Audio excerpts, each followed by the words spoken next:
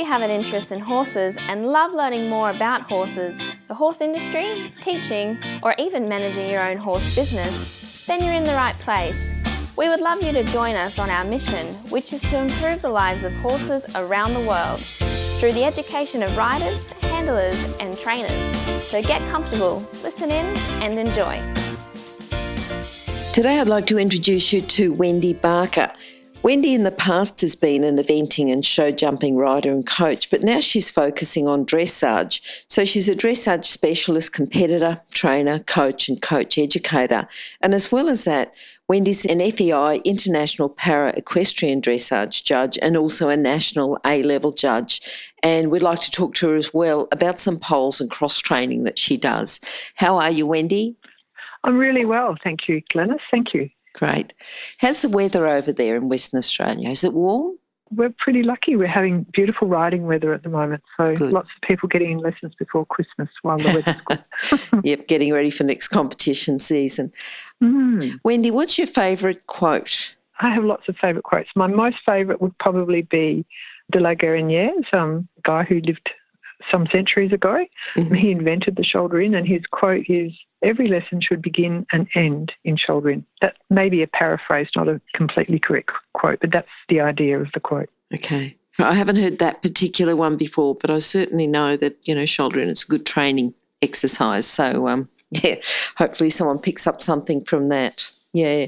Wendy, when did you first start with horses? Do you remember your first memories of horses, riding, anything at all? Yeah, look, I didn't come from a family who was interested in horses or had any knowledge of horses, so I just sort of got in any little contact with horses that I could at every moment. I always went the long way to school at both schools in Perth and in Bunbury that I went to. I would always go the long way around, so I could always pat a horse before I went to school every day and just begged and borrowed rides whenever I could. But I didn't really start my serious riding career until I'd finished university, when I actually could afford to keep my own horses. So I did sort of ride borrowed horses, various horses that taught me lots of different things before then, but to start having proper lessons, that didn't really start until I was 21. So, and I sort of thought, it's too late, I'll never really probably get that far. But, it's one of those sports you can keep doing for a long time, which is great. So there's plenty of time to get those 10,000 hours of practice in. Yes. And did you keep going then right through university, or did you ever have a break? Well, I have a number of postgraduate qualifications that I've done since then, but I just did a degree and a dip-ed, and then I went teaching. And so I did 4 years, and then I've just found through my life, if I work for a while, then I start to feel like I need to do some study again, and then I'll have a break after that, and then so I've just sort of keep coming back and doing something else, and I think it's important to keep your brain kind of, stretched a little bit. Definitely. Yeah. Wendy, if someone came to you and said that they were looking for staff, looking for someone to work with horses, what sort of person would you be looking for? What sort of character traits would they have, or what, if you're going to recommend someone to work for them, what sort of character traits would they have, or core skills? I guess depending on what kind of horse work they were going to do, if they weren't going to be riding, you'd still need some of the same characteristics as you would want for someone who wanted to become a full-time rider. But I think in every case, patience is really important, and observation. If you're going to be a really serious rider, you need to have good reflexes, and you need to have excellent coordination. I had someone years ago say to me, I've brought my daughters for riding lessons because they're not very good at other sports. They're not very coordinated. And my heart sank because you need to be so coordinated to ride horses well. So coordination is important, but commitment is also important. I think, a lot of people have got a fairly long way through commitment rather than natural talent. And obviously those top riders, the Isabelle Verts and the Charlotte Desjardins of this world and Carl Hester, they have both. They have enormous commitment but enormous natural talent. But mere mortals can get a long way just through dedication, really. Yep. What about people who've helped you along the way in your sort of horse journey? Have you got people who've helped you? I've got a number of people, and it's difficult to know who to put at the top of the list, really, but Harry Bolt has been an enormous help for me over a number of years. I have to say I haven't really been in a financial position to see him much this year, but he's helped me a lot with a number of horses, and his knowledge is just so unbelievable and extensive, and he doesn't need to say much to give you something that really can help. So he's been fantastic. Edgar Lichtvark, who unfortunately passed away with cancer some years ago, he was an enormous influence on me too, and he brought his knowledge from Germany, and he'd come from a multidiscipline background. But I would drive 2 horses up from Albany, 7 hours up and 7 hours back for clinics with him for many, many years. And in the end, I guess one of the reasons we came to Perth was so that it was easier for me to have help from him. So, yes, he's been a great influence. And more recently, Di Jenkins has also been fantastic help to me over many years. Christopher Bartle, I've had help from here, and I've had help from in Yorkshire. And I just love the intellectual approach that he brings to the whole sport. And I use a lot of phrases and ideas from all of those people. And then, in local terms, Nettie Merriweather has been a terrific influence as well over the years. And again, she has lots of great ideas that you can bring to your own teaching.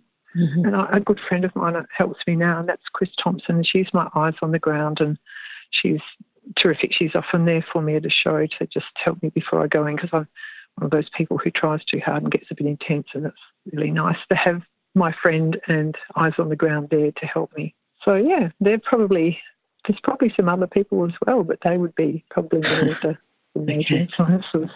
Wendy, what about horses? Have you got horses who've influenced you? I know you've got a couple that you'll probably want to speak about, but can you tell us about them? I was extremely lucky very early in my life to buy for not a lot of money a horse who had really done no training at all, but he had just the most wonderful trainability. His name was Carey Park Huntsman, and he was a wonderful eventer, very careful and very honest horse, and a wonderful show jumper as well. And we sort of jumped C&D grade when C&D grade was enormous in those days, when there was a lot of money in show jumping, when Suzanne Bond and the Connells put a lot of money into show jumping.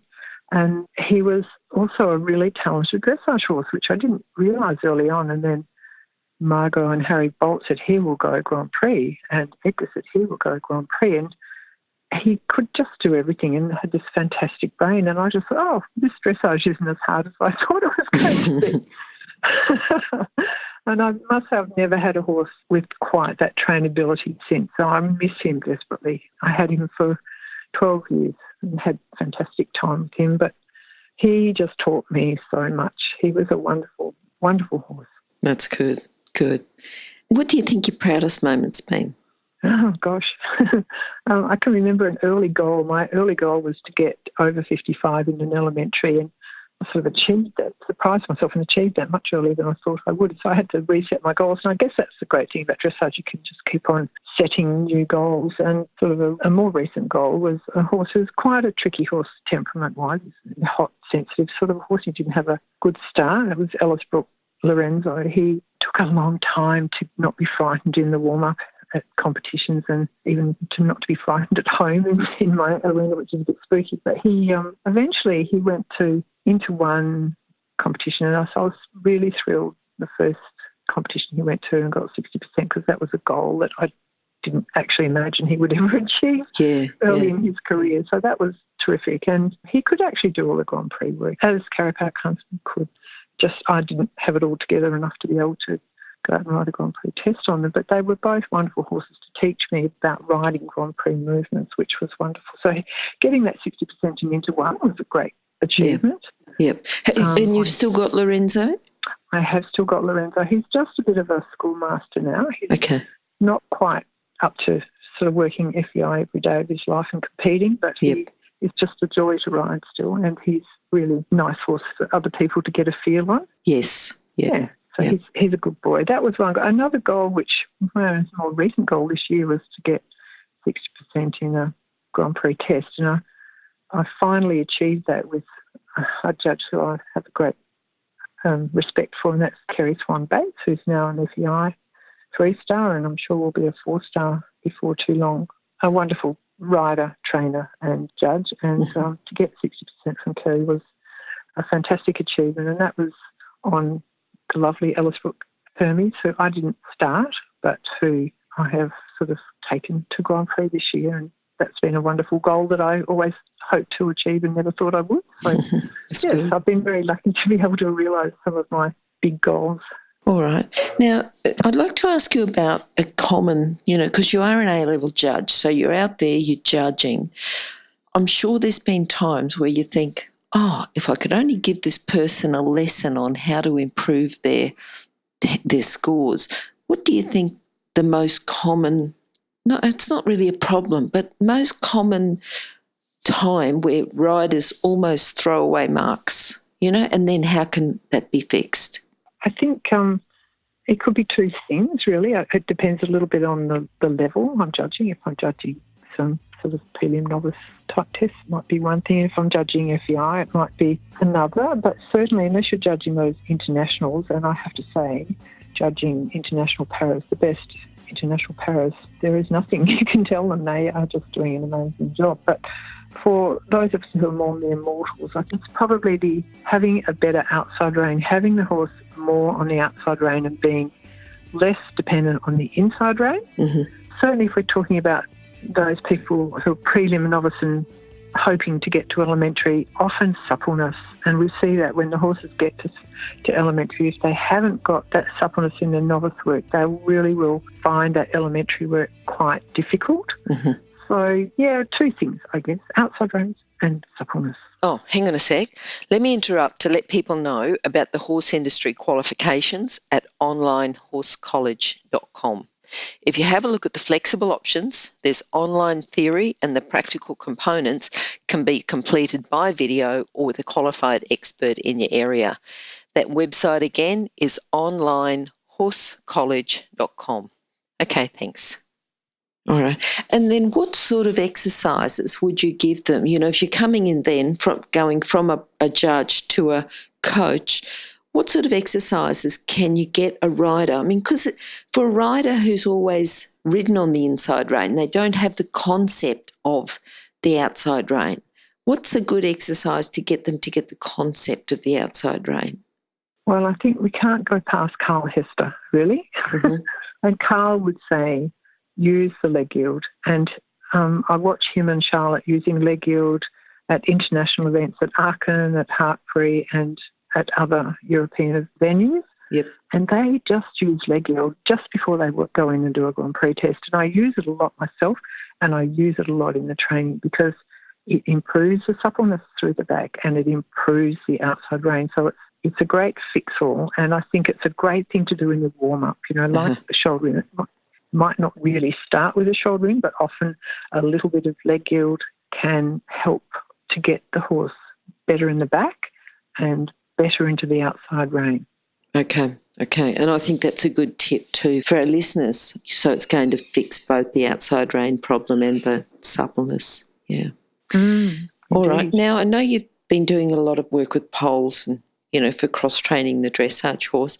Can you talk to us about a couple of different exercises you'd use with poles and when you'd use them? Well, there are just so many. There are so many different exercises you can do, and it really depends on where the horse is at. It also depends on whether you're trying to get the horse to just be more calm and relaxed and focused on the rider, in which case you'd use quite simple exercises. You might go from one pole, and I see inexperienced people going from one pole to two poles. Big mistake, because horses then get quite confused. Should I jump this or should I step through them?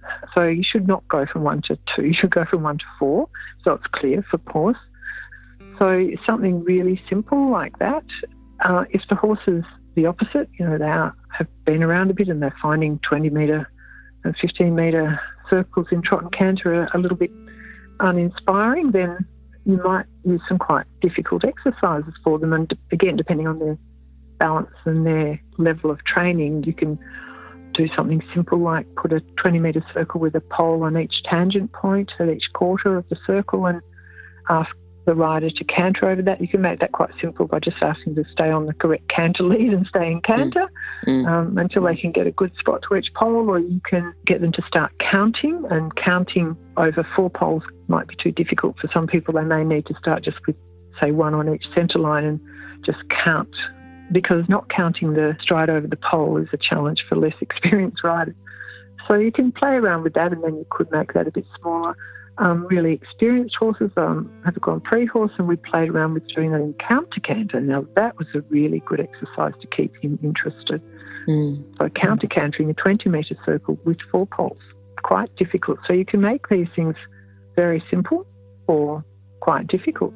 So that would be one example. There are lots of others where you can make a box with 4 poles and 4 hats in each corner, and you can canter a 20-metre circle around that. You can thread through between the corner hats and the poles and make it a 15, then you can come in and do a half 10 or a full 10 inside the box. You can play around with doing that on both reins and trot through on straight lines, so down the centre line or across the EB line, using the poles just as trot poles. There's many, many different things you can do just setting up one exercise if you're just setting it up in your own arena just for yourself. And a bit of an introduction, you talk about cross-training for the horses, but also for the riders too, just to get them thinking about something else as well.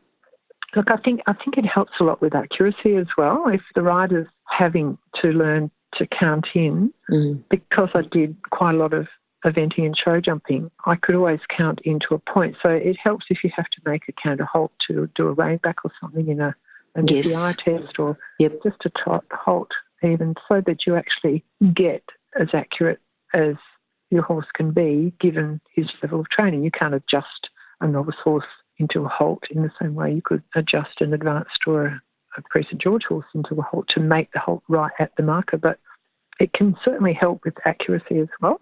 And that always gets you that extra mark in a test. Yeah. No, that's good.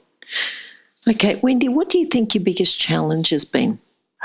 I guess for me the biggest challenge is time, because I have a full-time job and I coach and I ride and I do my own stables and I judge and I travel as well to judge and coach. So, just fitting everything in and just being efficient about things is either that or win lotto so I can someone come and give me a hand.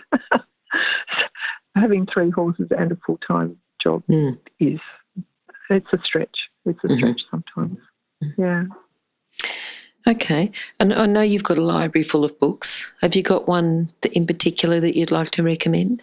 Oh, I could recommend so many. And over the years, I've had a different favourite. But apart from the German National Equestrian Federation Principles of Riding and Advanced Riding, those 2 amazing books that everybody should have on their shelf. One that perhaps not so many people would have would be a book by Artur Kotasch, who is a wonderful Austrian trainer who was the head rider at the Spanish Riding School of Vienna for a very long time. And I've seen him over, I think, 35 years. I've watched him there work for a week with the horses. And his book just has so many wonderful little nuggets of wisdom in it that some of which have What's the name of the book? In my training.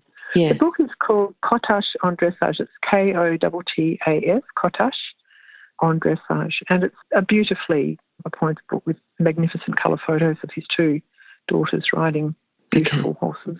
Okay. Perfectly. Good. Well, I'll keep my eye out for that one. Yeah. Yeah.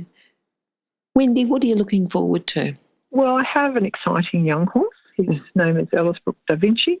I brought him from Germany. I flew over and rode him over there in January when it was bitterly cold a couple of years ago. And he's, like so many horses who come from Europe, he really was only familiar with an indoor arena and always had other horses in there with him. So it's been an enormous culture shock for him to come to Australia and have kangaroos and gum trees waving in the breeze right next to his arena, and riding on his own a lot of the time because I don't have anyone else's horses here, only my own. So, he's been an interesting project. He's a beautiful moving horse and he's got the talent to get some super marks. His best marks were in a young horse class and he got 79.8% from the judges. That's good. But he could get more marks if he was just a little more confident. He's just not a terribly brave horse. But I'm hoping this year that he will just be that little bit braver each year, a little bit braver, and I'm hoping to get some good scores on him this year. Good. So here's my project for the coming year. Okay. Wendy, can you just sum up your philosophy into a lesson today for our listeners? again, probably there's two things that I would like to say. And one is that with horses, if you can use collaboration, not confrontation, you can get a lot further. And that's not to say that you should let horses do as they choose, but you have to find the middle ground so that you keep the trust. And that's something Edgar Lischbach used to say all the time. Trust is such an important ingredient with horses, and it's two ways. That you need to trust them, but they need to trust you. And the best way to get a horse to trust you is to be very consistent, to have one rule book that you use, whether you're riding in the bush or you're riding over jumps or you're riding in the school doing a test or doing some training. So if you can get that trust, then hopefully you can use collaboration to progress your training rather than confrontation. Okay, good. Okay, Wendy, how can people contact you? I do have a website, which is www.Ellisbrook Training Centre, and I have a Facebook page, which is a public Facebook page as well, which is Ellisbrook Training Centre again. Or they can contact me on 0409 065 3045. Yeah, so my mobile is never too far away, so you can always give me a call if that's how they want to contact me.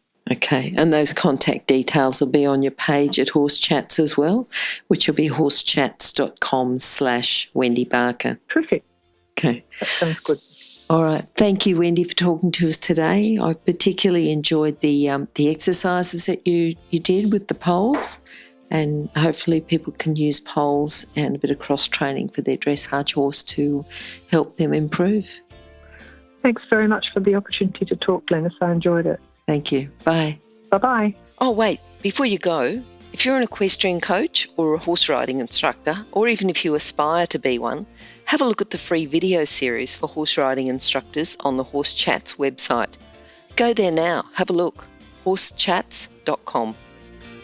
Remember that our comments and instructions are general in nature and do not take into consideration your individual horses or your individual ability and circumstances. If you enjoyed this podcast, then please leave your comment below.